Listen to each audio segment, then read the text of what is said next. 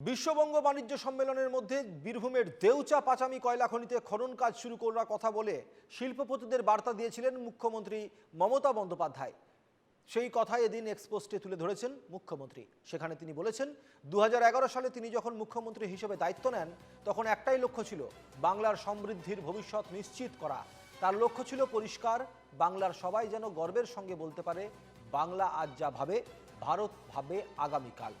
এই সময়ের মধ্যে 1,72,00,000 মানুষ দারিদ্র রেখার ওপরে এসেছে বলে এক্সপোস্টে দাবি করেছেন মুখ্যমন্ত্রী। তিনি জানিয়েছেন বাণিজ্য সম্মেলনে 212টি মৌ স্বাক্ষরিত হয়েছে। লগ্নির প্রস্তাব এসেছে 4,40,595 কোটি টাকার।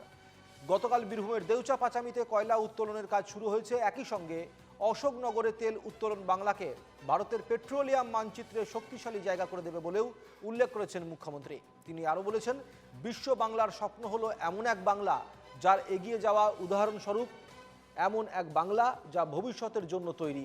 মুখ্যমন্ত্রী মমতা বন্দ্যোপাধ্যায়ের এক্স পোস্টে এই কথাগুলি লিখেছেন ফেসবুকে।